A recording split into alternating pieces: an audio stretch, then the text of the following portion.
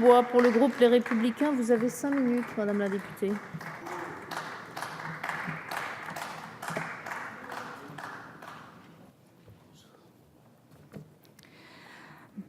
Madame la présidente, mesdames les ministres, monsieur le ministre, chers collègues, ce projet de loi traite de deux notions fondamentales dans une société, l'égalité et la citoyenneté. À ce titre, les outils visant à façonner la citoyenneté de demain doivent être valorisés à partir de celle d'aujourd'hui. Comme vous le savez, mon collègue Joachim Pueyo et moi-même avons rédigé un rapport sur le service universel qui a été adopté en décembre dernier à l'unanimité de la Commission de la Défense. En est issu le programme visant à mettre en place les cadets de la Défense. L'objectif des amendements identiques que nous avons déposés vise en effet à ce que le ministère de la Défense mette en œuvre un grand programme de cadets pour la jeunesse française et généralise ainsi l'expérimentation embryonnaire lancée en 2008. Qu'en est-il ?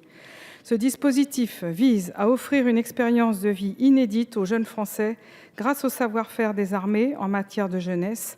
Le programme, tel que nous l'avons vu au Canada, mais tel qu'il fonctionne aussi en France, à la base aérienne d'Évreux par exemple, s'articule en 2 temps. Plusieurs demi-journées par mois dans une formation militaire pour y recevoir une instruction civique et pratiquer des activités sportives. Un camp d'été de 2 semaines ou plus sous encadrement militaire. Concrètement, les jeunes y apprennent le vivre ensemble, les valeurs civiques, la discipline, le dépassement de soi, le goût de l'effort, tout ce qui constitue l'ADN de nos armées. Au Canada, le programme attire 55 000 jeunes chaque année et 110 000 au Royaume-Uni. Il est structuré autour de 3 ligues. La Ligue de l'armée de terre pour faire des parcours aventures et de sensibiliser à la nature, à l'environnement. La Ligue navale pour découvrir le monde maritime, apprendre à naviguer. La Ligue de l'air pour découvrir l'aéronautique et ses métiers. Présents sur tout le territoire, les centres de cadets assurent une présence militaire continue, font participer les jeunes aux cérémonies patriotiques et sont adossés à des régimes d'active ou de réserve dont ils reprennent les traditions. Ce programme mérite d'être appliqué effectivement en France et devant la commission spéciale, nous avons eu un débat sur l'âge des jeunes, mais rappelons que les jeunes sapeurs-pompiers, exemple de réussite au passage, avec 27 000 jeunes par an, peuvent s'engager dès l'âge de 12 ans.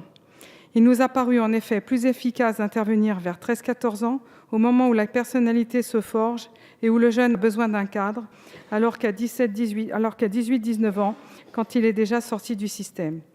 Nous avons redéposé ces amendements et dans l'espoir que ces arguments parviennent à vous convaincre, ainsi que le gouvernement, car il s'agit d'une expérience de vie unique. Il faut naturellement en parallèle muscler l'enseignement de défense grâce à un meilleur suivi au sein du ministère de la Défense et une plus grande mobilisation des armées, notamment de ses réservistes. Aucun jeune ne devrait quitter le système scolaire sans avoir visité au moins une unité militaire et participé au moins une fois à une cérémonie patriotique. L'importance des rites républicains est une évidence. À ce titre, les cérémonies de citoyenneté, au cours desquelles sont remises les cartes électorales aux jeunes de 18 ans, méritent d'être systématisées.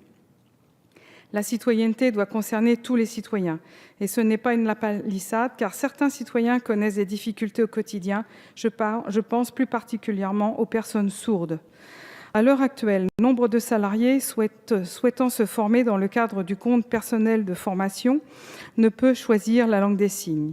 En effet, les préfets inscrivent les formations en fonction des besoins des territoires, alors que la situation des organismes de formation en langue des signes demeure préoccupante et se retrouve de ce fait dans une situation économique particulièrement fragile, les besoins ne cessant de croître. Concernant les enseignants intervenant au sein des PAS, nous pouvons nous féliciter du renforcement de leur formation, notamment en langue des signes. Toutefois, les accompagnants des élèves en situation de handicap ou AESH peuvent utiliser leur DIF à condition que la formation soit proposée au niveau académique, ce qui peut varier d'une académie à l'autre. Il faudrait dès lors mieux coordonner ce dispositif au niveau national, car l'inclusion des élèves handicapés, notamment sourds, nécessite davantage de formation en LSF pour le personnel non enseignant. Les discours gouvernementaux souhaitant favoriser l'insertion des personnes en situation de handicap et développer l'accès à la formation professionnelle doivent franchir la barrière des mots. L'accessibilité ne saurait se résumer au seul aménagement des espaces publics et du bâti. Le titre 3 du présent projet ne peut et ne doit donner lieu à des surenchères afin de savoir qui aurait le brevet de la meilleure défense de la citoyenneté. Chacun ici est désireux de promouvoir la citoyenneté, mais encore faut-il proposer des projets pragmatiques et pérennes, accessibles à tous. Mes chers collègues, ce projet de loi, avec ses 45 articles, ne doit pas devenir un ensemble très hétérogène qui en ferait perdre sa pertinence. Les décrets d'application sont parfois hasardeux et longs à prendre. Je vous remercie. Merci Madame la députée. La parole est à Monsieur Pouria Amirshahi. Vous avez 5 minutes.